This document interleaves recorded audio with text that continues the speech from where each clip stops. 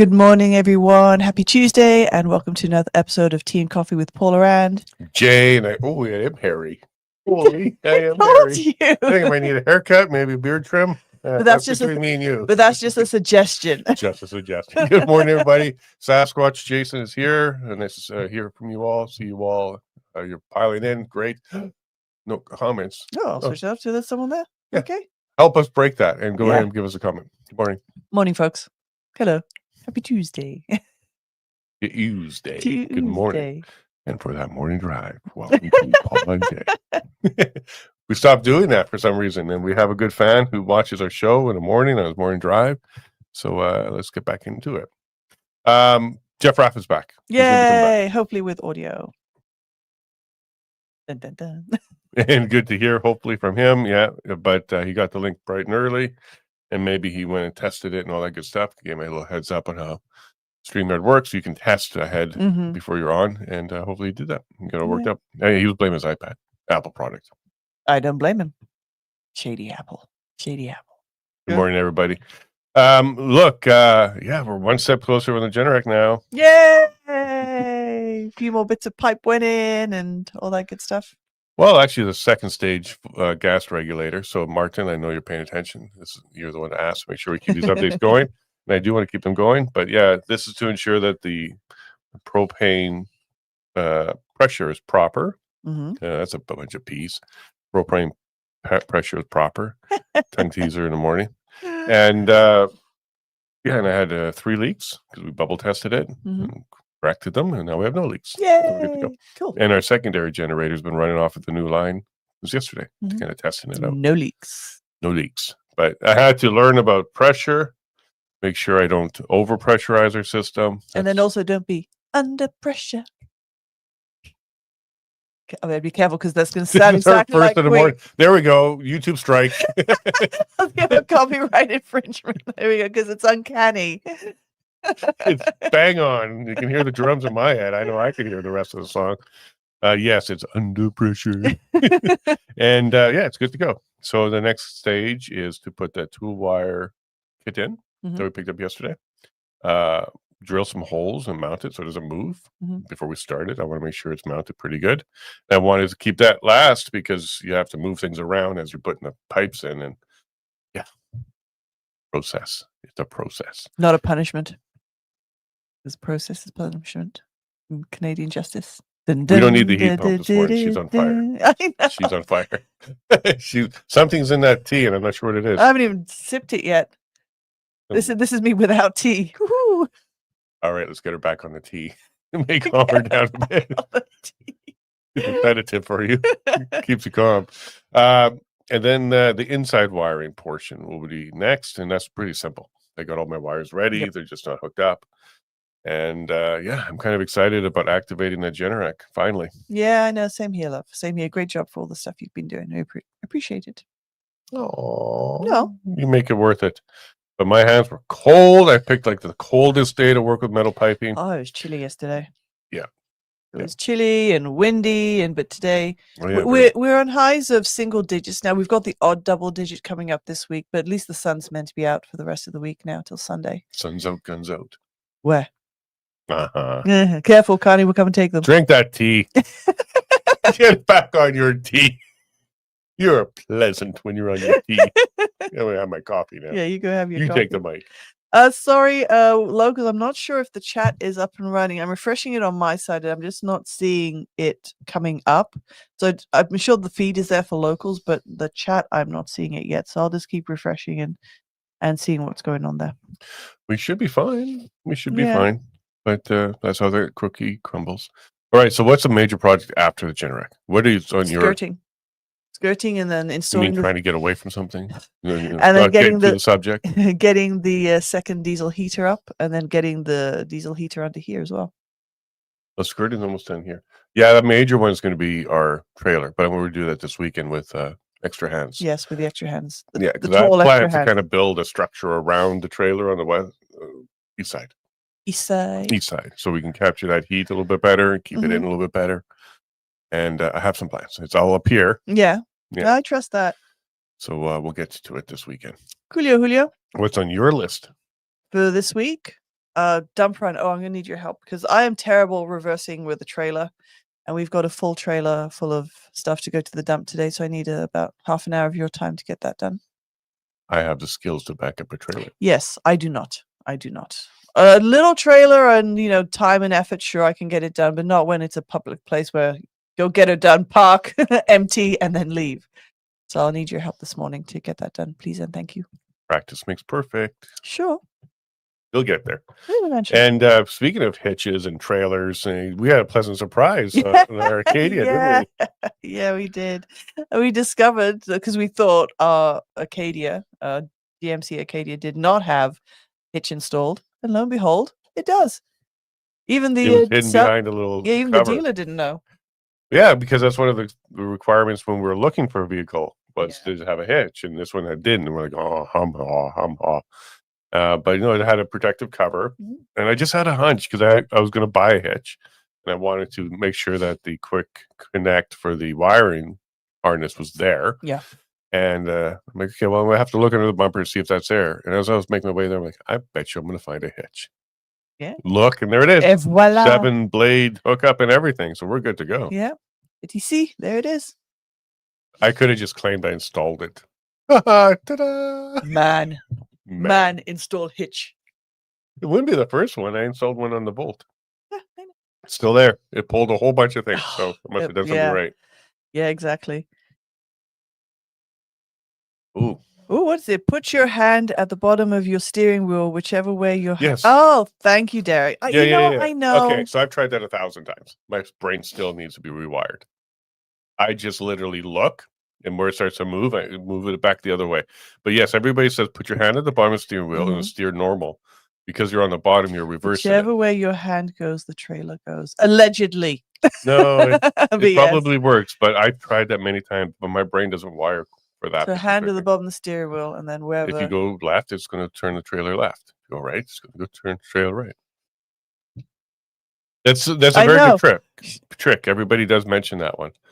But for me, my brain still just goes wonky. It's like all weird. But I just go slower, and as I watch where it goes. And it's not just put your hand at the bottom. You also have to realize how much you're cutting, how quick it's turning, when you're actually going too far, when you need to re-straighten. But some practice, and you'll get there. Yeah, no, I have no doubt that would be the case. But today, where I want to get it emptied, because I need the trailer for Thursday, that'd be great. Yeah, because we are helping. We're doing the haunted house for the Breton Community Center. I'm assisting our friend with the build. And we're going to be donating our lawnmower to be driving over some sort of zombie person thing as part of the decor. This is to get the lawnmower there? Yeah. Oh, okay. Well, we'll get it done. But also to get a bunch of garbage off the property. You know that our driving school that we just provided here is far better than some of the Ontario driving schools where you can just get your license and hit those big rigs. At least we talked about how to back up a trailer. Yes. Contributed by Derek. Thank you very much. And then, yes, Derek, it's just a matter of how much and practice. I concur. I do concur. It's about practice. And I should do more of that because we have the property where we need to use a trailer frequently. Folks, let me know if you want to watch Paula practice backing up. I'll pull out the camera and we'll make it a special. Oh, look what we're missing today. Oh, look at that, your spectacles. My spectacles. Oh, my goodness. All right, wardrobe change right through. These are my daily wears, and these are my show wears. Oh, there you are. Welcome, everybody. Now there you we can go. do suns out, guns out. No. I eat my meat. This is what we tell Jacob. Oh, yeah. Eat your meat. It'll be strong and tall. Yeah, big stuff. He's good. All right. Well, we got a lot of hearts. Is that still voting, by the way, for the knock knock? Still losing now. Still losing if it is. Yeah. No. Okay. So if you are in the Brazo County and I come to your door, it won't be thump thump thump. Yeah. No, I still think it's effective. Yeah, it's scaring people. Maybe it's my Halloween knock. Oh, well, there you go. That'd be more appropriate. Where should we go as Halloween? With Halloween for me, it's just for the. We talked about CFIA and ostriches. Yeah, we talked about doing that. It's scary. Oh, speaking of the ostriches, I saw a really cute meme. Good old AI Sora meme, and these ostriches appear at someone's front door. You guys looking at them through, like, the little peephole. And you knock on the door, It says, "Hey, you had flu 9 months ago. We're here to come take you away."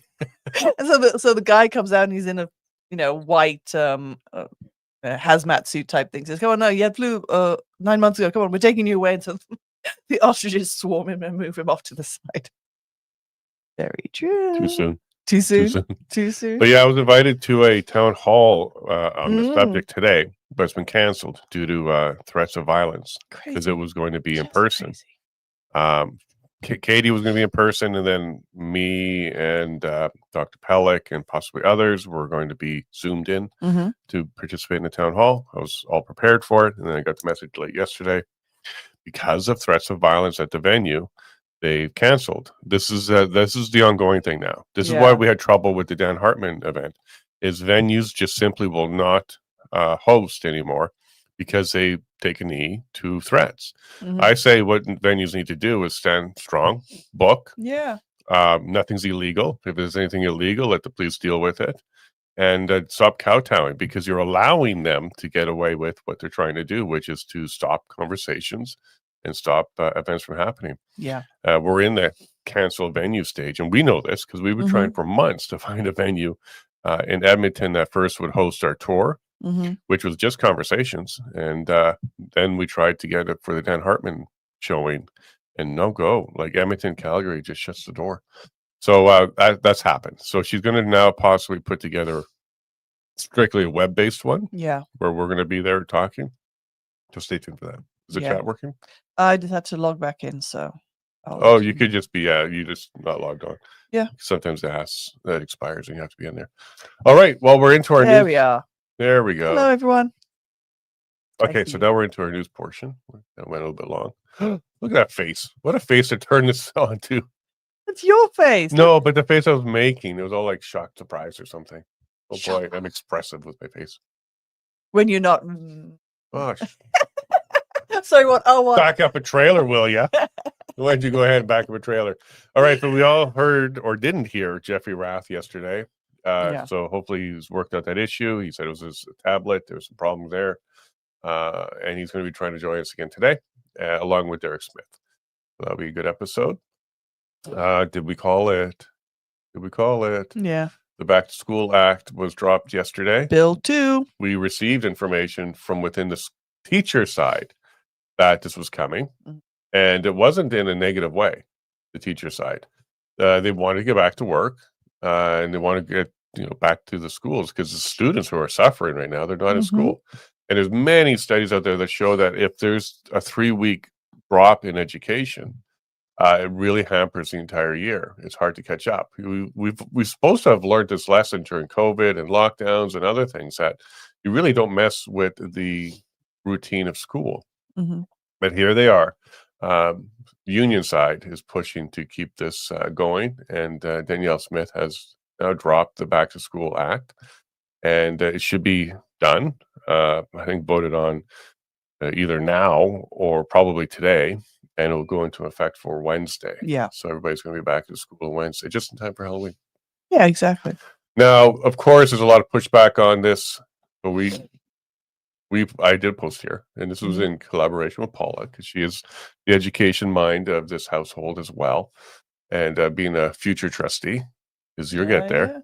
It was important for us to kind of weigh in on this one.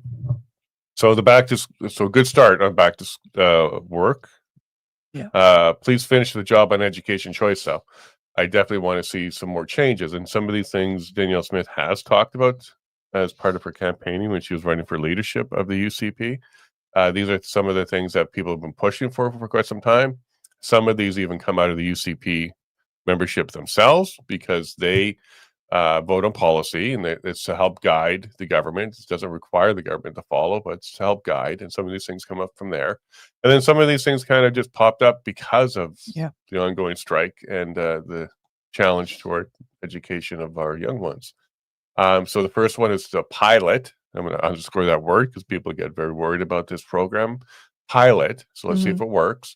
School vouchers, ESAs. So funding follows students, not systems, while capping fiscal exposure and protecting special needs support.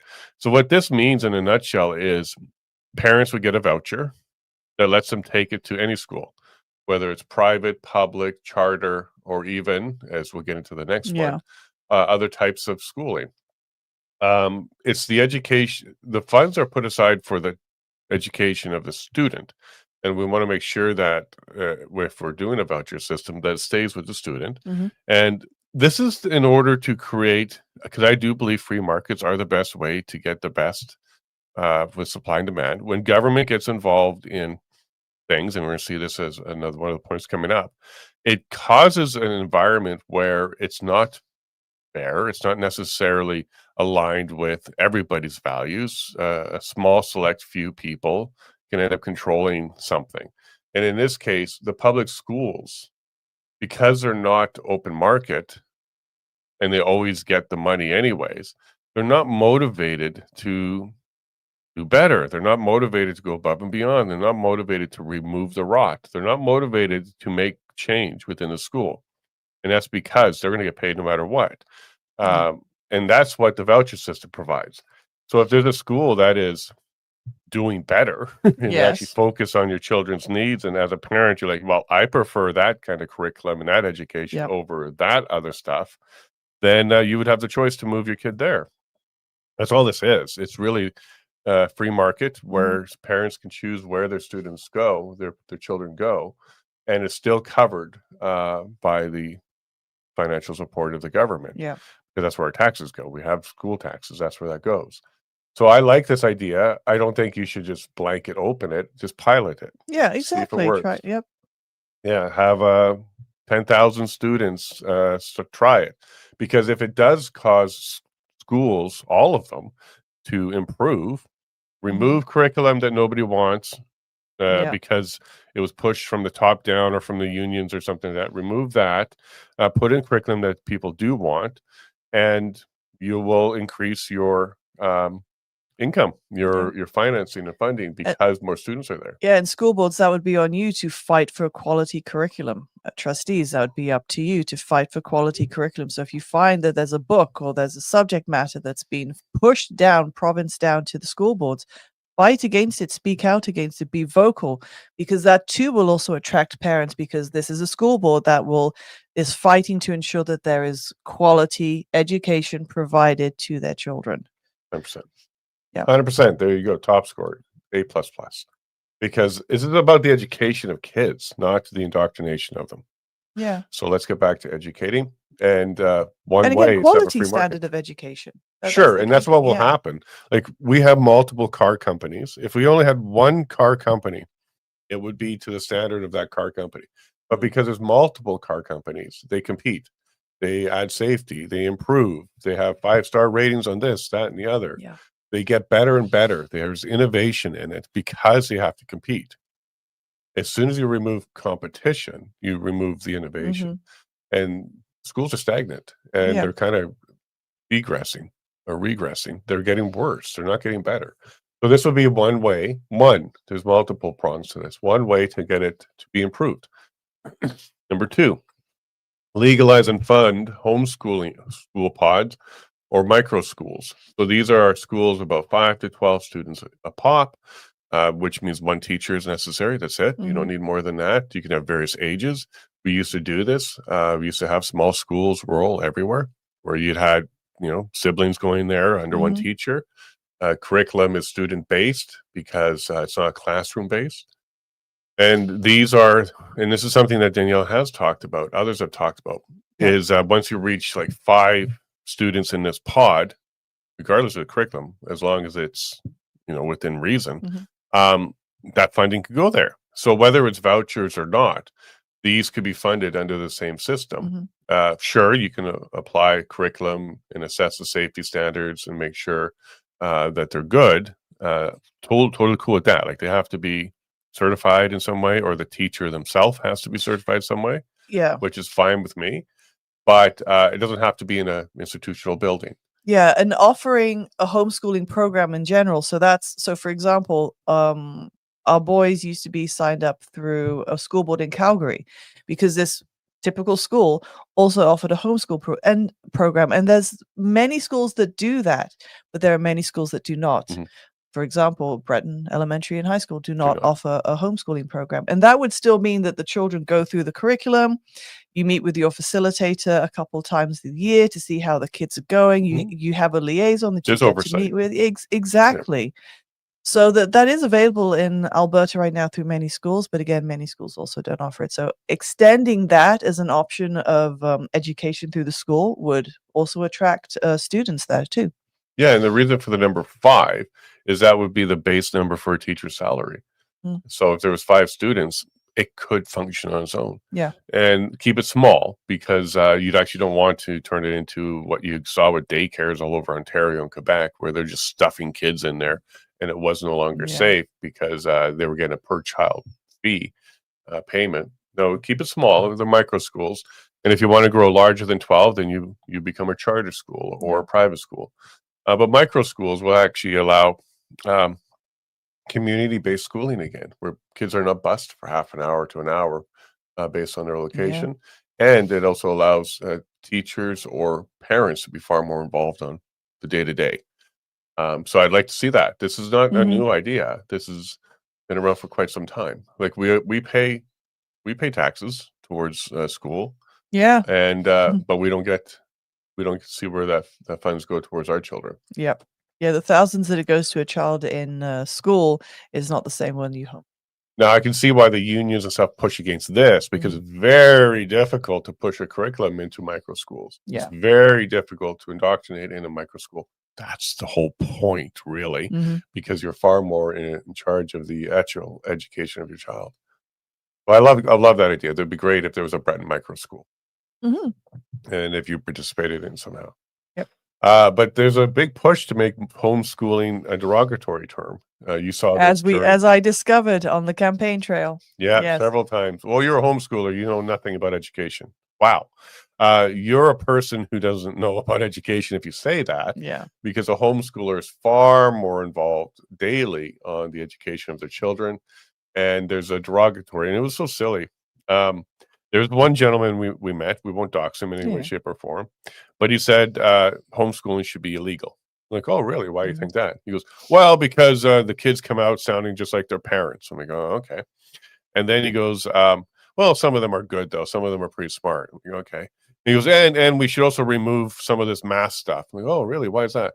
Oh, because when it gets into these things where you X and Y and all this, it's too confusing. So he demonstrated his public school system knowledge to us, and how difficult simple algebra was to him. And I'm thankful he demonstrated to us his intellectual deficiency, because homeschooling is very different. Okay. Yeah. Both our boys test well off the expectations, and they're doing very well.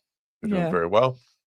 But I thought that was a weird argument to hear him say, and then he transitioned into, "Got to remove math. It's too complicated." Yeah, like you shot yourself in the foot there, my friend. But yeah, and then the whole, you don't have children in the school system, so how can you understand?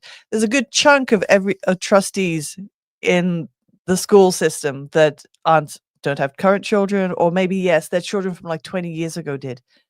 That doesn't make you current, and that doesn't mean that you're an aficionado. Well, the current one, the one that beat you, doesn't have children in there. No. At one point she did. At one point she did. But not anymore. Yeah, so that was a weird, interesting argument. One that frustrated me, and you know which one it is, basically said, if you cannot put your faith into the school system or local... First she said, you don't have your kids in the school system. Actually, we do. It's out of the Calgary one, because they do provide homeschooling courses. Okay. Well, why do you want them there? I said, well, we have a special needs child, and he was being left behind, and we have a highly advanced child. He was being held back, and it worked better for us to make sure that the curriculum matched their needs. Well, I have a family member who is Down syndrome as well, and they're in the school. I'm like, in the Breton school? Well, no, not the Breton school. I'm like, well, there you go. Like, it's the Breton school system currently that we're not comfortable with. We certainly would use it if it was good, but it's not good enough right now. And then her last argument was, well, you're not showing your commitment to the community by putting your kids into a school. Translation, you didn't sacrifice your kids to the altar of indoctrination, therefore we don't trust you. If she just thought about it a little bit more, you give up a salary. You used to be a senior insurance broker. There was a good salary. You're on track for 6 digits. And if you look at it that way, you've you've paid $500,000 towards your kid's education, Yeah, ensures the quality. 5 years. Yeah, for sure. Whoosh. Yeah, but that's how much we care. Yeah. And the results are there. Both boys are exceeding all expectations compared to their peers. Yeah. They can talk to adults. They're always learning. There is no days off. They learn throughout summer as well. We travel. They see Yeah. things. They saw a Hey, look. campaign. Yeah, they're well educated. Yeah. And this whole socialized thing, no, they're very social. Such hoo-ha. Such hoo-ha. That's like such a misconception. Like kids don't go anywhere. That's not true. That's not true. My kids are very social. They chat to a whole bunch of other children, different ages. We spend a with lot of time adults. homeschooling. I'm just looking at the clock Jeez. now. We'll try and finish this up before our Yeah. guests get here. End compulsory Alberta Teachers Association membership by amending the Teachers Profession Act, which is a law that actually created this monopoly. Let teachers choose their union or none. I absolutely think we're at the stage where you can have competing unions, just like what we said about competition in school. It provides better services. Supply and demand does generate more innovative and better services, and that should happen on the union level. And you also should have the option. So if you want to be able to negotiate your own contracts, you should be able to do that. Or if you want to get into collective bargaining and have representation, you should be able to choose that. And if you want to choose between any of them, Rural Teachers Association, Urban Teachers Association, Christian Teachers Association, LGBT Teachers Association, whatever, let the market create it, and you can choose by bringing your dues there or not. Yeah. If you do that, I do think that you're going to see unions get back to representing members, because they're going to be forced to. If they're not representing their members, they're going to lose them. That's right. Just like any other free market setup. As long as there's competition, you'll have definite option. And if you have option, they will have to make sure that they are doing a good job to attract your choice. And if your choice is you don't need a union and you don't need that at all, great. And also this would have to extend to schools themselves. Like they don't have to hire union teachers. That would be a great thing for them, especially if there's school voucher involved. You may end up having a school that says, we are non-unionized and we are focused on education. I think that would attract a lot of parents to those kind of setups. Restore classroom focus and accountability.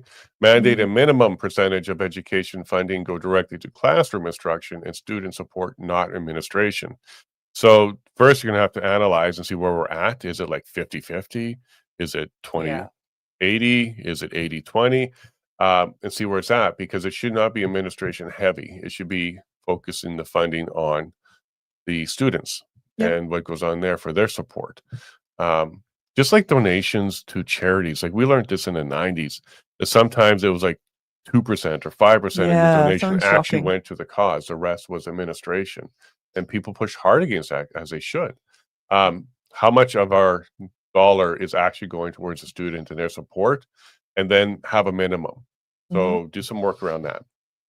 Number 5, require annual public reporting by school boards showing how every dollar benefits students. Surprise is not in place.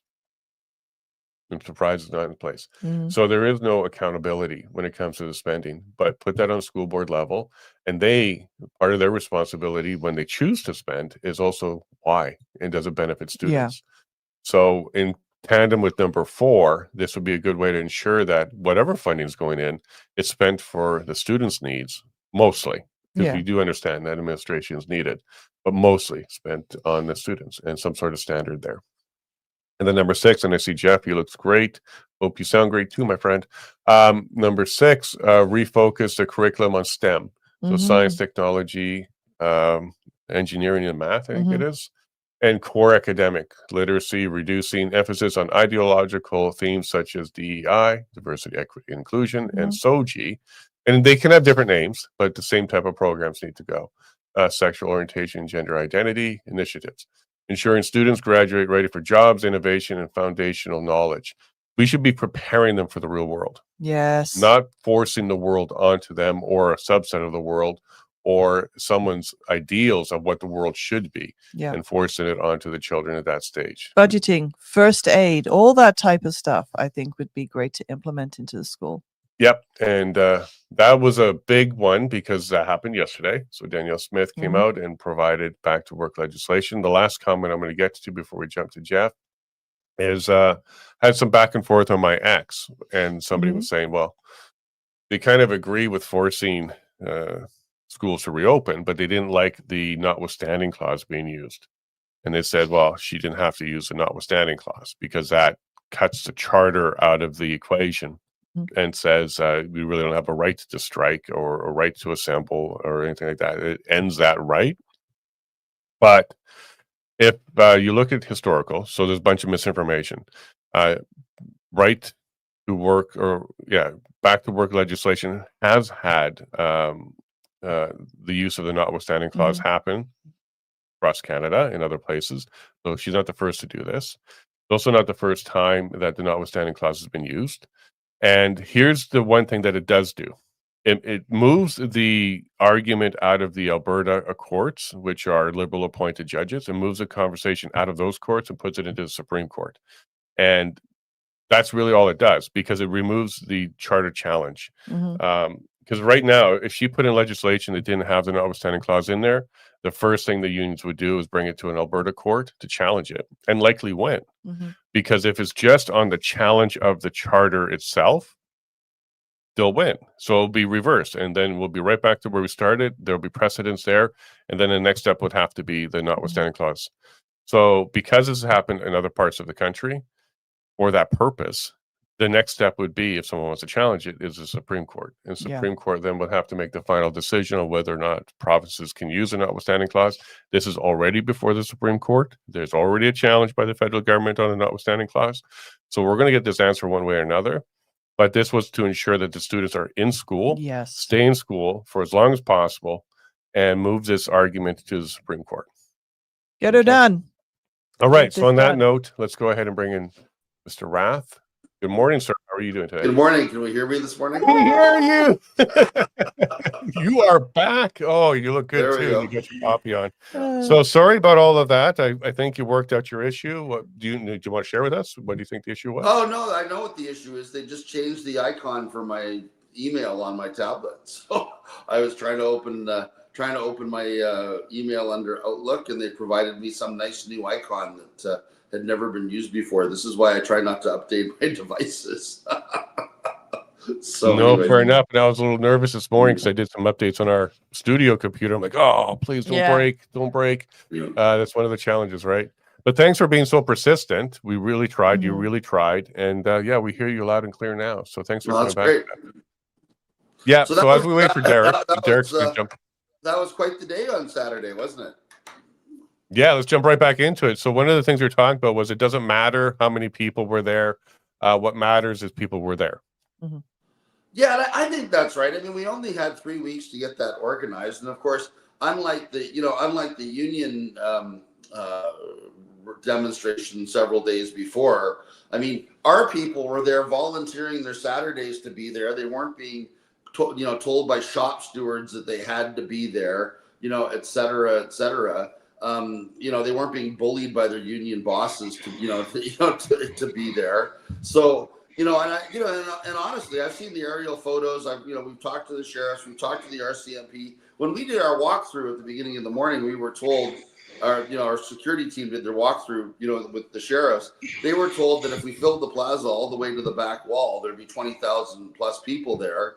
And, certainly, and there's lots of lefties that are posting misleading photos, like from an hour or 2 hours before the rally when there's just a few people on the plaza.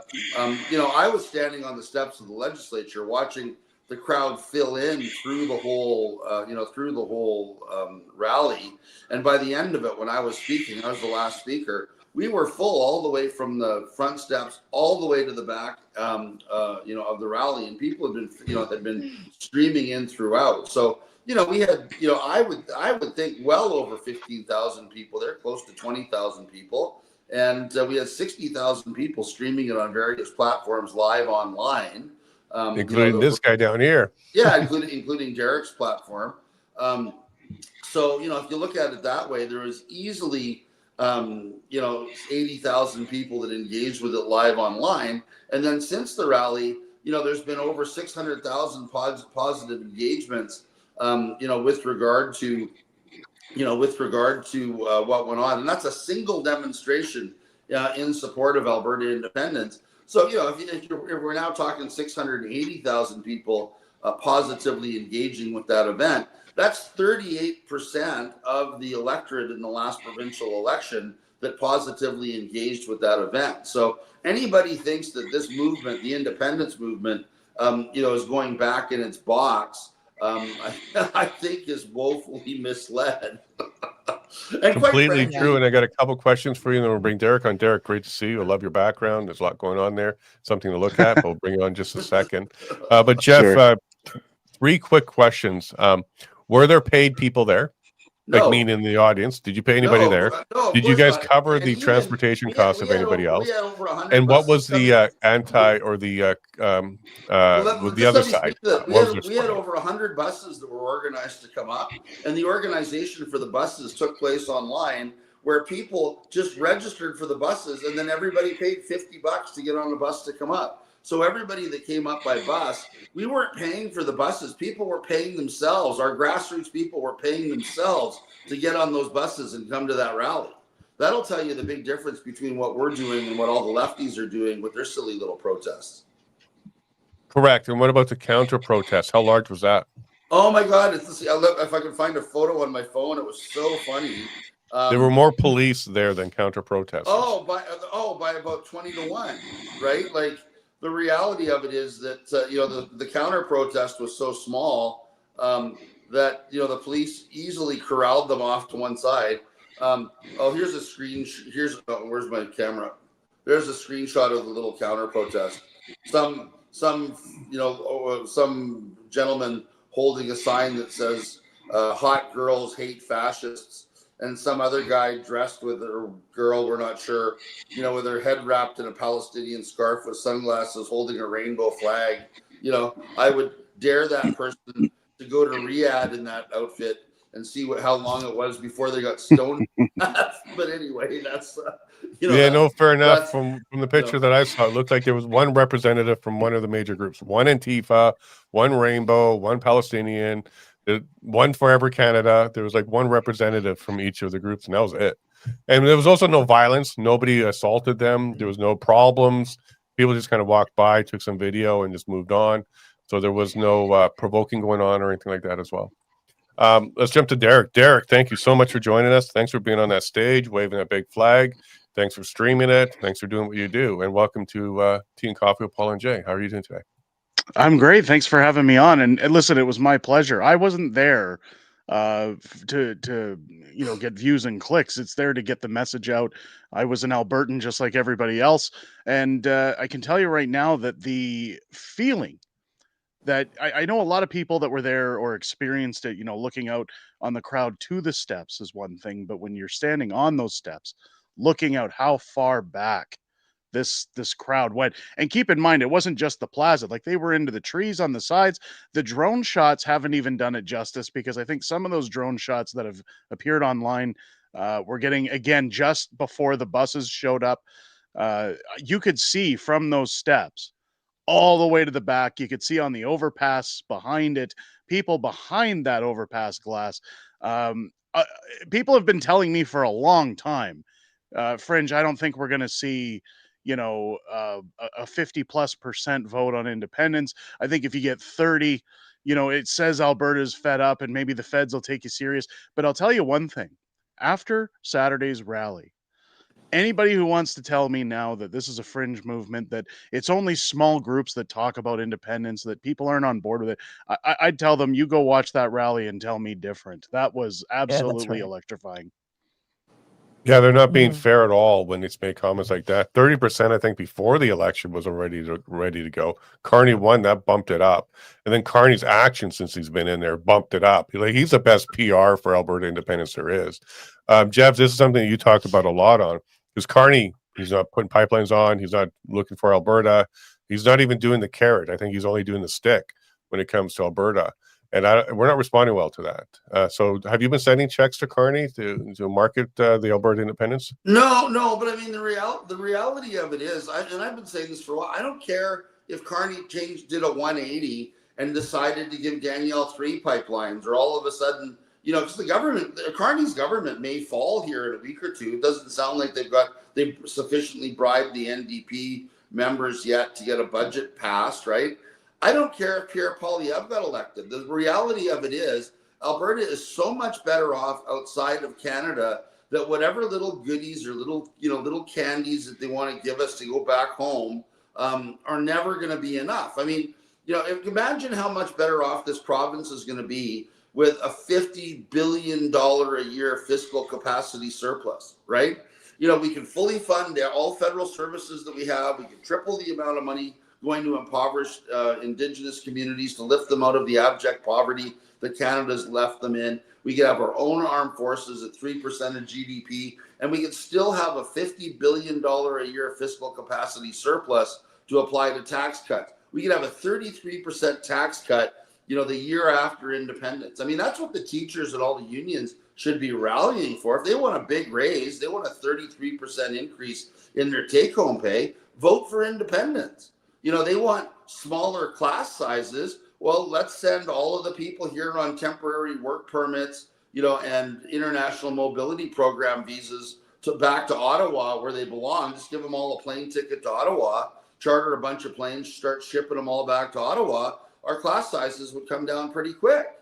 I mean, those people don't have a right to be here. Our classes are flooded with people that do not speak English as a first language. Like, we shouldn't be allowing anybody here on a temporary foreign work permit or on on one of these so-called international mobility program permits, or for that matter on a student visa, if their first language isn't English. That's the language of this province. If you can't speak English, you obviously can't have a job here. That's what we need to deal with. Well, we certainly have a lot of issues. That would solve every problem that the teachers have. I mean, my understanding, just reading about what the teachers are whining about, is that they're having to spend too much time with kids whose English is their second language that don't speak English, and trying to figure out how to accommodate them in our school systems. So, we literally have a federal government destroying our education system, but won't give us enough of our money back to take care of all of these people they flooded into our province that can't even speak the operational language of our province. That's the problem. There are many problems, Jeff, and you highlighted quite a few of them there for sure, because immigration and having quality people here is a requirement in order to have a successful it's not even quality people, not quality people. People don't have to speak English as their first language to be a quality person, but we don't have the resources for it. That's the point. We're sending too much money to Ottawa. We're not getting enough of it back. And on top of it, every time we turn around, they find some new way to screw us that costs us money, that detracts from the services that we have in this province, without giving us any of our goddamn money back in order to try to deal with the problems they're creating for us. I mean, that's why we've got to leave. We've got to get out of this country. It's broken. There's many reasons. We're up to reason 1,774 because they're definitely giving us a whole bunch of good reasons to get out of here. So, Derek, I want to come to you next.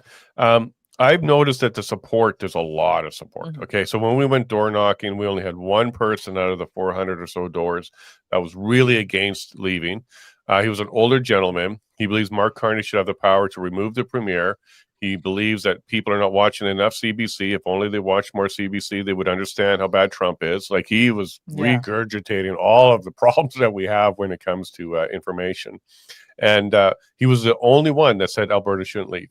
When I asked audiences, because we did several events where we had a crowd, and I would ask them, at least 75% put their hand up that they're ready to go, not just open to, but ready to go. And during our first debate, I actually wore a Alberta Republic hat to kind of let everybody know where I stand on this one. Now, are you seeing more and more support grow? And are you surprised, who's saying I'm ready to go? Like, we had a firefighter come up and check our fire detectors, and he's like, hey, keep up the good work. Let's get this APP thing going. Are you surprised to see the support growing so much? I've been monitoring this for a long time. In fact, especially during the Forever Canada petition started, I can tell you last week, the wife and I actually stopped and spoke to those collecting signatures in Spruce Grove. And I said, listen, as I go around Spruce Grove, like the rural communities, I find it's mostly 50 plus that are ready to go, that are talking about ready to go. And when I talked with these folks, I said, just give me one reason why we should stay in Canada. I informed them, no bias. I am a YouTuber. I talk politics. Just want to know your take on this. Why should we stay? Why are you collecting these signatures? And they said, well, I'm not going to give you a reason. And I said, well, if you're collecting these signatures, you should at least know why you're standing for them. You should know what's driving you to want to collect these signatures. And they said, well, it's about the flag. And I said, well, what about it? What about the Alberta flag? What about everything we stand to gain? As soon as I started asking real questions, they got their backs up against the wall. They had no argumentative points, nothing to come back with. And it tells you that more people than ever are buying into any kind of rhetoric they can. Mainstream media viewers that just want to, people call them sheep. I don't like to be that offensive. I like to say misinformed. But as you go through the rural communities, I definitely see the 50 plus age bracket that's ready to go. I believe personally, and I've said this to multiple people, if the APP wants to get the larger vote, they need to focus on the cities. I don't know so much about Edmonton because, again, it's a very orange city. It's very government worker type, union type, medical, Alberta Health types that typically vote for the communist NDP. But if you want to focus on, Calgary, Red Deer, Lethbridge, you need to start getting the youth vote, and you need to find an attractive way to bring in the younger audience to say, look, you can't afford to get your own place. You can't afford to buy, groceries, to rent, let alone ever buy a home. You can't get a job because of the temporary foreign workers being bled into this country. What the youth need to understand is you can stand up for any kind of rights that you want. You can say people are mistreated, but at the end of the day, the government doesn't care about your bills, what you have to pay, your responsibilities. No politician is coming to save you. Even if Pierre gets in, those policies are still going to stay in place. Sure, a few things might get a little simpler, but the fact of the matter is that if you go and read The Value of Freedom and you look at the finances that would come into this province, the liberty that would come to Albertans, you have a responsibility to vote for a prosperous future. And if you don't realize the money that you're throwing away, if you don't realize the opportunity you're letting go out the window, because of a couple of social justice issues, well, this province will be lost. We need that younger vote. We need to convince the youth that this is the most important vote of their lives. And But if they want things to get better, it's the only way. well, interestingly, Excellent. So, Jeff, how do you speak to the youth on this one? I mean, we all know they live online, but when you look out at that rally in Edmonton, I was really, really pleased to see so many young faces in that audience and young families, and that were there. But I was going to say, I mean, a lot of the youth, or younger people live online. I mean, I look at the, engagements on my Twitter. When you go into the Twitter, or X analytics, right? Fully 65% of the people that engage, or more than that, I think 75% that engage on my Twitter or my X account, are below the age of 40, and by far the largest group of people that follow me online are 20 to 29-year-olds. So I mean, that's where they live. I mean, that's where we got to reach out to them. I think APP is an organization. We need to do a lot more on TikTok, because we know that that they're on, that quite a few of the, the younger voters are on TikTok. But the word's getting out. I mean, like Derek says, fireman came up to him and said, "Oh, keep up the good work." I mean, I got pulled over by a police officer, probably 4 months ago now. Real young, fresh-faced, I'll call him a kid. He was a kid. He was in his early 20s, right? Obviously, right out of the police academy. And, comes up to my car. And incidentally, by the way, they were engaged in a large operation using the last traffic light camera on Highway 22 with a license plate reader to read all of our license plates to see whose farm trucks had up-to-date registrations on them or not. That's why I got pulled over.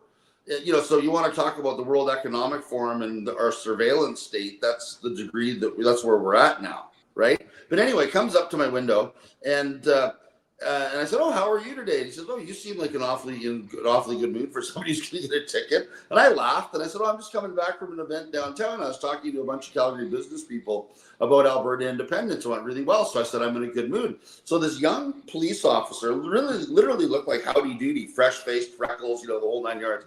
And he goes, "Oh, we're all for that. We know, we love that." And I said, "I bet you do." I said, "That'll be like a 33% pay raise for you." "We know, we're all talking about it," right? So, the union bosses may be rallying people, and the head of the nurses union, might be writing these letters talking about how horrible healthcare is going to be in an independent Alberta. But the reality of it is the rank and file members, imagine, the hypothetical nurse married to the hypothetical cop, and they both get a 33% pay, increase in their take home pay. That's an extra $40,000 to $60,000 a year that's going to stay in that household. So of course they're talking about it. People aren't stupid, right? As much as the union bosses and all the forever communism people think they're stupid, people aren't stupid. They can vote with their wallets. They understand how much better off they're going to be, in an independent Alberta, right? And I mean, when I do Red FM all the time in Calgary, I mean, even the immigrant community in Calgary is 100% in favor of independence. Because I'll tell you what, people that are actual Canadian citizens who've immigrated from another country, they're as angry about Canada being flooded or Alberta being flooded with temporary foreign workers and international mobility program workers as everybody else, because their kids can't get jobs, their kids can't get out of the basement, their families can't prosper. Because, of course, the whole reason they're flooding our country with all of these temporary workers is to suppress the labor market. I mean, the people that are doing this aren't dumb. It's the law of supply and demand. If you have a flood of labor in the market because you just keep flooding them, taking a shovel and emptying the third world and dumping it on Canada, you've got all this cheap labor. So instead of being able to get, having to pay people 20, 25 bucks an hour to work, Tim Hortons and all these other places that are engaged in this scam, can continue to pay people, $15 an hour for 5 years at a time. So, they're deliberately suppressing the labor market. They're deliberately making sure that our kids can't get jobs, and they don't care, right? It's just like, that old thing of Trudeau's, where Trudeau said the very concept of a nation founded by European settlers is offensive to me. Old stock white Canadians are an unpleasant relic and quite frankly replaceable, and we will replace them. Does anybody remember that? Right? Wow. I mean, that's what's going on. I mean, they're literally flooding our province with these people. We can't afford them. We're overloaded. We're overfull. We don't have the hospitals. We don't have the schools. We don't have the jobs. We don't have the electricity. We don't have the power. We don't have the water. We don't have the resources. But yet Carney just keeps sending all these people here. He said he was going to cut back on this stuff. We're getting more people this year than we've ever gotten, and they're doing it on purpose. I'm looking forward to the new Alberta, Jeff, and I think we're well there. And as Katy Perry said, she kissed a girl and liked it, so she likes kissing girls. Do we know about that? Maybe Trudeau likes astronauts. Who knows? But Derek, I want to get into the media side of things because CBC means Canadian Broadcasting Corporation. CTV is Canadian TV. Mm-hmm. We won't be having these in a new Alberta. We'll have our own CRTC type of thing. We'll have our own licensing. We'll have our own media. And what are your thoughts about that? Because part of the problem here is the media controls the minds of many. And if we no longer have those particular organizations broadcasting in the new Alberta, I think we'll actually get back on to prospering again. What are your thoughts there? Yeah. Well, look, Alberta's always been a province that, and it's one of the things I said in my speech. We're a province founded on getting our hands dirty, on being willing to work on, hey, when things get tough, we get tougher.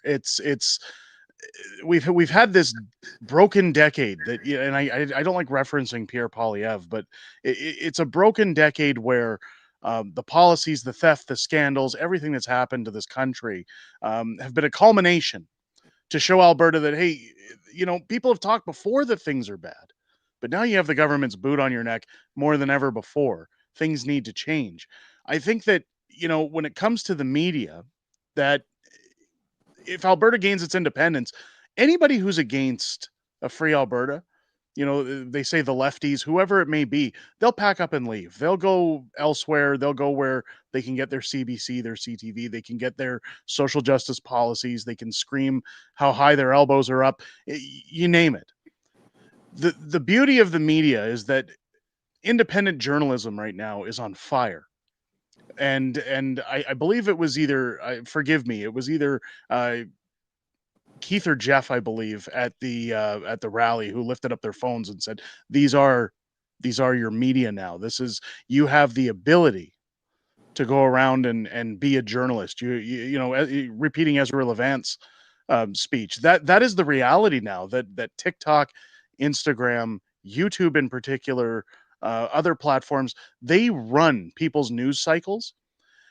People are becoming more informed, including people like my father, who used to be mainstream media people. They're now, kind of moving over to this social media lineup. And anytime I hear people saying, well, you'll chase the media out, you'll chase jobs out of the province. How are you going to pay for teachers? How are you going to pay for military? How are you going to get doctors in the province? I keep telling people, again, go and read The Value of Freedom. Look at the billions of dollars that are going to come back into this province, and tell me that when we eliminate income tax, when we're keeping a hold of our surpluses, when all these things are, tell me a doctor in this country currently that wouldn't flee to Alberta and say, I'm willing to work, if they were saving 40%, 50% of their check, their dues, the policies that come with those unions, teachers who say, and you've heard it throughout this teacher strike in Alberta, oh, we're afraid to speak up because of all the NDP politics that circle around our unions. We're afraid we'll lose our jobs. How many of those people will transfer over and say, I want a job with no income tax? Who needs a raise when you're keeping that majority of your paycheck anymore? So I think what you'll see is this mass transition, almost like a wave, where people vote for independence, and then all of a sudden it's like it washes away all the negative and starts bringing in the positive. This province has always been a land of opportunity. It's just that over the last 10 years in particular, more than ever, it's been squashed. And I think people would suddenly see the night and day routine, so to speak, that they'd be asking themselves, why didn't we do this a long time ago? And I think that's when you'll start to see the effects of what indoctrination does, what government paid media can actually do to your brain, similar to casinos with no clocks, no windows. You start to realize, I bought into the wrong, I followed the wrong horse here. So I think things are looking positive. I think that, again, when we get our independence, people will be questioning, why didn't we do this ages ago? Time will tell. I've seen many professionals say that they're going to come here. We get rid of all these regulations. I've seen officers and police who said, yeah, I'll move there. I'll be part of Alberta policing because they're the good ones and they want to get out of where they're at and come out here. So I believe you're right. And there are also a whole bunch of people that are leaving. Even the trans issue has caused people to say, I'm leaving Alberta now because I'm going to go somewhere else where I can do this. Okay. Montreal is a good spot for that. Jeff, one of the questions I got online, and I think it's pretty fitting that we have you here today, is around how will this raise up the Indigenous communities? You are representative. You actually know this issue well. How does independent Alberta raise the communities of Indigenous people as well? I mean, the reason I founded APP was because I was very uncomfortable with how some of the separatist groups in Alberta, naively thought that we could just wave a magic fairy wand through independence and make Indigenous rights disappear. I mean, it's a core plank of the APP program that, an independent Alberta will respect, Indigenous rights in Alberta. Furthermore, what I asked the chiefs is, what part of not sending $15 billion a year to Quebec anymore and having that money stay in Alberta to help lift your communities out of poverty do you think is a bad thing? Like, that's what people don't understand, is with a $50 billion a year fiscal capacity surplus, all of the problems that the federal government has created for First Nations people can be completely alleviated. With money, with money left over for a 33% tax deduction for everybody across the board. That's why, when Derek says read The Value of Freedom, I mean, the program, is completely set out in that document in terms of what it can look like. So, people that are concerned. And then on top of it, like, because I'm dealing with this issue quite a bit this week, because we're actually filing our response to all the intervener briefs in the referendum case that we're working on from the First Nations. I mean, their lawyers are also completely misguided. I mean, I've been working in this area for 34 years. I've won some of the biggest consultation cases in the country, including at the Supreme Court of Canada. I mean, to listen to the First Nations lawyers now, they seem to think that First Nations rights in this province are absolute. And if you read their briefs, none of us should be allowed to drive down the highway anymore for fear we're going to kill a moose and infringe a treaty and Aboriginal right to kill a moose. I mean, that's how ridiculous these arguments are. First Nations rights, like charter rights, are subject to reasonable accommodation. The process for doing that is consultation. I've won more consultation cases than any lawyer in Canada. And the reality of it is that the whole process of independence, consultation is baked right into the system. Alberta's not going to become independent from Canada without having a negotiation with the federal government, without having the First Nations at the table and having Alberta First Nations involved in providing their input and what they want to look like.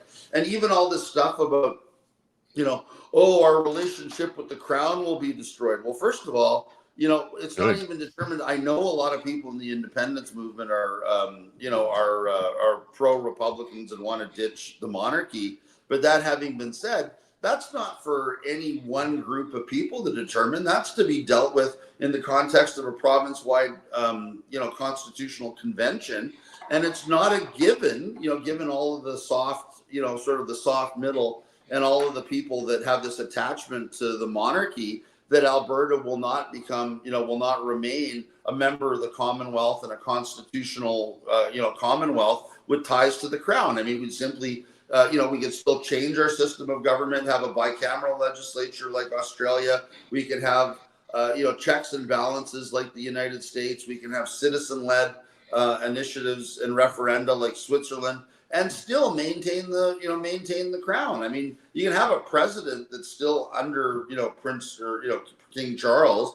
You can promote the lieutenant governor to governor general, blah, blah, blah, right? So all of these things are yet to be determined, but their lawyers are in court arguing every single worst case scenario that they can imagine, like hunting rights in Northern Alberta are going to be impaired because anytime that a First Nations person wants to use a traditional trail and cross back and forth by boat from the Northwest Territories into Alberta, they're going to have to go through a border checkpoint and all this nonsense. I mean, none of that's going to happen. Like, who's going to waste time doing that? Policing the wilderness of Northern Alberta, to inspect,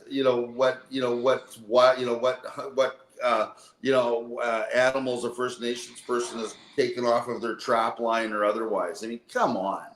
I mean, all of this, the sky is falling nonsense. What everybody needs to focus on, on the Indigenous side, is how much better off their communities are going to be when, we have an additional $50 billion a year in Alberta. And that's just on present economics. We get three more pipelines, which we would easily have to the States the day after independence, right? We could literally, be at zero income tax and, like $120 billion a year fiscal capacity surplus within several years of independence. So people need to open their eyes to the possibilities of all of this. First Nations people need to know that this is not a threat to them or a threat to their rights. And then on top of it, I think there needs to be some soul searching on the side of the, First Nations leadership, and have them seriously question themselves in terms of what they're, how they're advancing their cause by telling their fellow Albertans that somehow or other they have a treaty and Aboriginal right to keep people from expressing their democratic wishes through a legal process in a referendum or otherwise. I mean, are the Chiefs going to come forward and say that they want to cancel all elections in Alberta because, there might be a government that's elected that, won't respect their treaty and Aboriginal rights as better than another government? I mean, that's the whole point of an election, right? So, everybody's just got to calm down here. They need to take a deep breath and understand that,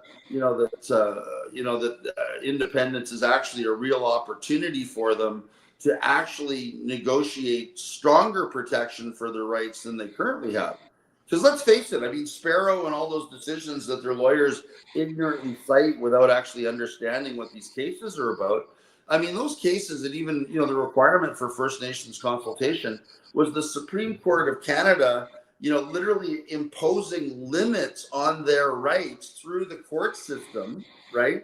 By inventing, you know, this whole process of reconciliation and accommodation that's not written into the Constitution, right? Until the Sparrow case, I mean, if you infringed or broke the treaty right, arguably you could go straight to Section 52 and have the law struck down. But that's why the Supreme Court invented all of this stuff about consultation and, you know, and the rest of it. It was their way of inventing, you know, a Section 1 clause and inserting a Section 1 clause into treaty and Aboriginal rights that didn't exist within the written Constitution. Think about that. I mean, I know this because I've been practicing in this field for 34 years, right? But the lawyers that are representing the First Nations in this case, don't understand this, and literally are making D- arguments that you'd expect from not very smart law students, in a not very good law school, right? And I mean, I'm having to read through this crap this week, and I can tell you, it's really hurting my head. Because it's so fair enough, but you stay strong there, Jeff. The positions being put forward are so bad and so silly, right? It's this idea that the Constitution, you know, and this goes to the so-called amici curiae that are, you know, telling the court that our questions unconstitutional. They all seem to be laboring under this crazy idea that, pursuing a legal process to amend the Constitution contravenes the Constitution. It'd be like saying, yeah, exactly. It'd be like saying an MP wanting to amend the criminal code in Parliament is violating the criminal code by bringing forward an amendment to the criminal code. I mean, but that's the whole argument. That's how stupid this argument is.